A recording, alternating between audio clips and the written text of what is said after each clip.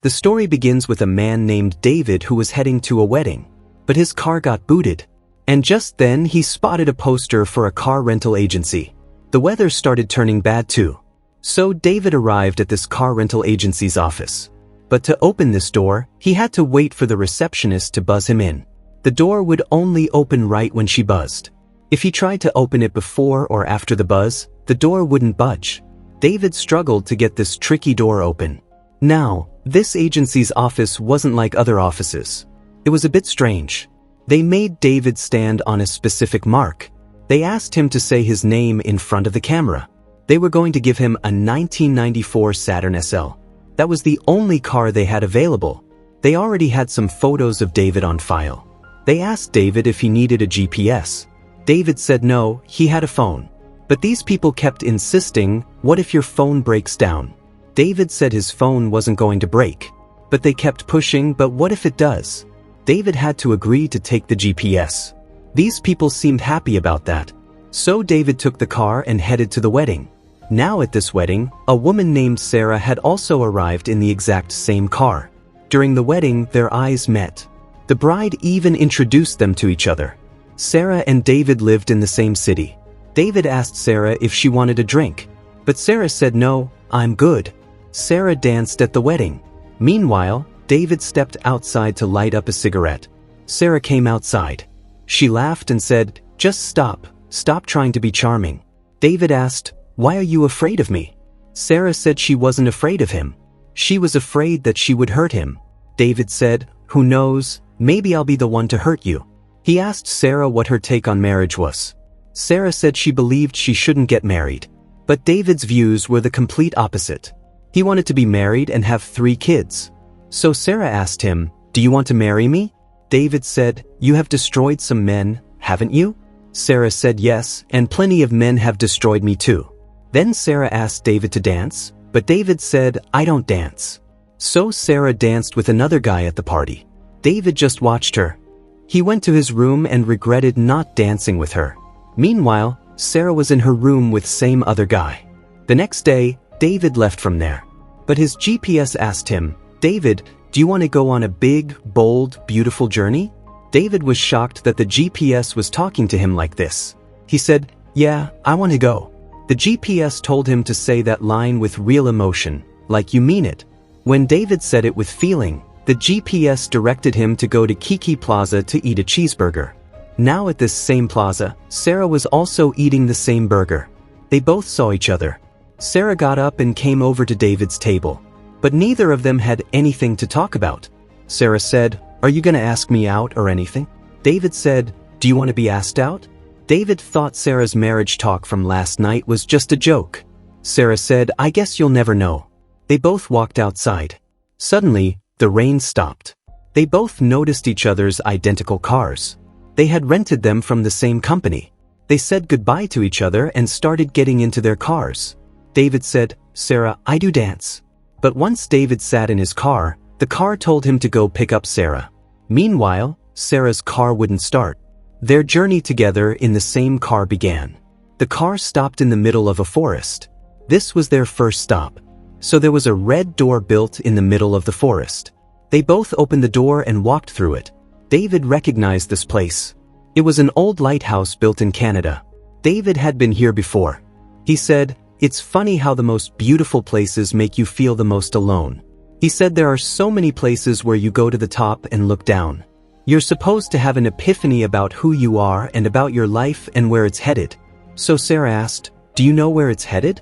David said no. They both enjoyed this view and came back to their car. Neither of them could understand how this happened. Like, who would have put that door in the middle of the forest, or what? They arrived at their next stop. This door was locked. So Sarah knocked on it. The security guard standing inside knew Sarah. Actually, this door was the back door to Sarah's favorite museum. Sarah used to come here all the time. David was also looking at a painting. Sarah shared that my mom is dead. She died when I was 19, but we used to come here at least once a month. Actually, the security guard standing outside used to love her mom. So he would let them inside after the museum closed. Sarah said, I think my dad is alive, but I wish he was dead. As they got into the car, Sarah started talking about a road trip she took with her dad. They went to see baseball, which Sarah didn't like, but her dad did. And on top of that, Sarah got sick on the road trip too. But despite all that, she admitted it was a pretty good time. After that, David asked her, "So tell me, why exactly are you single?" Sarah said, "It's because I cheat. Even when the person I'm with is perfect, I'll cheat." David hadn't expected that answer. David gave his reason for being single. He hadn't found the right one yet. Sarah didn't believe that answer. So they reached their next stop. This was the door to David's high school. David was nervous about going inside. When he went in, there was a musical happening at his school today. His teachers were talking to him like he was 15-year-old David again. David saw a girl there, Cheryl. She was also taking part in the musical, and David was playing the role of J. Pierpont Finch in this. He explained that today I'm going to tell Cheryl that I love her. But she loves someone else who doesn't treat her well at all. And I'm going to go home today and cry a lot. But now David was going to tell Cheryl again that he loved her. David got his makeup done for the musical. His parents had also come to watch the musical. They always says that David is special. Sarah was listening to their conversation. So the musical started. David was really nervous at first, but he performed really well in the musical. Sarah loved his performance. His parents enjoyed it too. After that, it was Cheryl's turn to perform. David was watching her very carefully. After that, he told her, "I love you." Cheryl's answer was the same as before. But this time, David started telling her that you'll break up with that guy in 6 months. You'll marry someone else. And then you'll divorce him too. Cheryl got tired of David chasing her like this and left. So Sarah got up and joined the musical. She was a former musical groupie. Both Sarah and David performed and left from there. Sarah said, "I was a high school dork just like you." As they drove away, they started talking. Sarah said, "You were pretty different in high school." David said, "Yeah, back then I thought everything would work out for me. I'd get what I want and I'd be happy." So Sarah said, "Yeah, your parents called you special at least 30 times. Sarah asked, "What is it you want, David? Are you still chasing girls like Cheryl?" David said, "I don't think anyone's worth chasing anymore." Sarah said, "You're not chasing me, are you? If you are, then stop. You'll get hurt." But just then their car stopped. They both arrived in a completely different dimension. A door opened in front of them. This door opened into the hospital where Sarah's mom had died. The doctor told her about her mom's death. Sarah asked, was she comfortable? Now her mom was completely alone in the hospital. And she died alone. Sarah told David, "You know where I went avoiding the hospital?" David said, "To that museum?" He comforted her, saying, "You went to your mom's favorite place." But Sarah said, "I'm bad, I'm horrible. I didn't go to the museum. Actually, I was having an affair with one of my professors. I was with him. And my mom died alone." Sarah went to her mom's dead body in the hospital. She talked to her mom, saying that whenever I told you something, you never said no. No matter how tired you were. You just gave. Meanwhile, on the other side, David came face to face with his father, who looked really tense because his son, David, was born prematurely. There were some complications. His heart wasn't right. He had PDA. This could be fatal. David told his dad, "Don't worry. He will survive." David's dad explained that we've been trying to have a baby for a long time. My wife got pregnant at 40. Everyone told us it was impossible. But when I saw my son, everything changed. David asked, "Are you going to tell your son about these complications?" His dad said, "No. We won't tell him. We'll tell him he's perfect. We'll tell him he's special."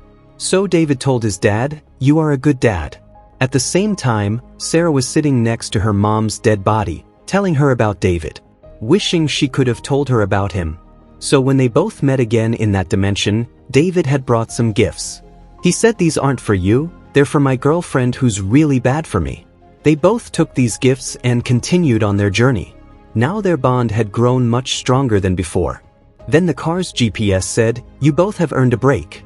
They would reach a scenic overlook in a few minutes. As they drove, David started saying that people say life is short. We should have fun. But for the last 10 years, life has felt really long to me. Sarah said life feels short when you have something to lose. I haven't had anything to lose for a long time either. So David said, "Do you now? Does life feel a little shorter now?" Sarah said, it's maybe feeling a smidge shorter. So they both climbed to the top of a mountain. From here they could see the whole earth. This view was absolutely beautiful. David asked, when was the last time you were at a wedding with someone? Sarah said, oh. They both started imagining themselves together at a wedding. How they would be comfortable with each other. Dancing together. David taking care of Sarah. While talking about all this, they kissed each other. So their next destination, they both recognized it. They both used to go there. But now neither of them wanted to go there. David said I was engaged once. So Sarah said I was a monster. Here, both Sarah and David's exes were sitting. David's ex-fiancée gave him back his ring. She asked, are you sure you want to go through with this? This breakup wasn't being done by David's ex, but by him. His ex wanted to stay with him. Meanwhile, Sarah's ex had made a reservation for her at her favorite restaurant. But Sarah told him, I will leave you tonight. She explained that when you're sleeping, I'm going to leave you in the middle of the night. I'll block your number. So all four of them ended up at the same table. Sarah explained the reason for her breakup. At first, I was deeply into you. We both were fun. But when we got into a relationship, you started caring about me too much, which I didn't want. Meaning Sarah left this guy for loving her too much. So David had chased his ex a lot at first. He used to make her happy and please her every day. But when he got her, his interest faded. He started feeling like this girl would never be able to keep him happy. To which his ex said, no one is enough for you. Right after leaving from there, a deer crashed into David and Sarah's car. Their car flipped over. Their phones got destroyed. The car caught on fire. As they walked, Sarah said, David, let's not do this. We're both bad in different ways. Let's just end this before we hurt each other. But David believed that it wasn't necessary for them to hurt each other. He wanted to give them both a chance. He told Sarah, I love you. Sarah said, you don't. You just don't know me. But David said, I know you. I know you have a lot of regret about your mom dying alone. I know you cheat so no one else can hurt you first. I know you leave when you feel like you're being loved too much. He said, I know you and I still love you. Sarah said, you're feeling this way today. But what about tomorrow, if you actually get me? David said, okay, I've done that in the past. But not now. Now I believe that we can share a life. But Sarah didn't want to take the risk. Just then, their car exploded. They both spent their night at an inn. So in the morning, the car rental company's mechanic told them, I fixed your car, adding that there is more to do, isn't there? He also gave them 2 umbrellas from the company. As soon as they got in the car, the rain started. The GPS told him to drop Sarah off. Sarah got out of David's car and sat in her own car. Her car's GPS asked, do you want to continue your big, bold journey? Sarah said, I'm done. The GPS tried to convince her that you can do this. But Sarah didn't agree. She just wanted to go home. David wanted the same thing too. So they saw their homes in the middle of the road. These were their childhood homes. David's mom said to him, our son is upstairs. She was mistaking David for his father. So young David had just gone through a breakup. Real David would have to talk to him. Meanwhile, at Sarah's house, her mom was still alive. Sarah went and met her. She hugged her. To Sarah's mom, she was still 12 years old. Meanwhile, David met his younger version. He was in terrible shape from crying so much. He said, Dad, when Mom left us for a month, I heard you crying in your room too. I wanted to comfort you, but I couldn't. Now, real David had never had this conversation with his father. Meanwhile, Sarah told her mom, Mom, let's pretend I'm older. Sarah told her mom, I am bad with men. Her mom said so much. Meanwhile, David explained to young David that the world is messy, it's full of uncertainty.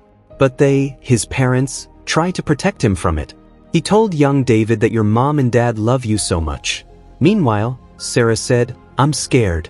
I'm not gonna be a good adult. Her mom reassured her, Sweetheart, you are capable of being content in this life. You just have to choose it. She explained to her, choose to be content and enjoy the happiness that comes from that. Meanwhile, David and young David played video games. As David left, he told him, you should know that you are special. After that, they both happily left their homes. David went to the car agency and returned the car. But he saw that along with his photo, there was someone else's photo there. Actually, they wanted to match him with someone else. But that girl didn't show up. And at the last moment, Sarah came instead. David asked if Sarah came back. Sarah hadn't come back. So David quietly left from there. He stopped chasing Sarah and sat outside his house. So Sarah didn't go inside the car rental to return the car. Instead of running from the door, she went to David. She told David, "You are worth the risk. I know you might hurt me. I can hurt you, but that scares me deeply." Sarah wanted to give them both a chance. She said, "I think we can be content together." She said, "I think I am in love with you." The two of them kissed each other and went inside their final door, David's house door. And with that, this story ends right here. Let us know in the comments how you liked this explanation. And don't forget to like the video and subscribe to the channel.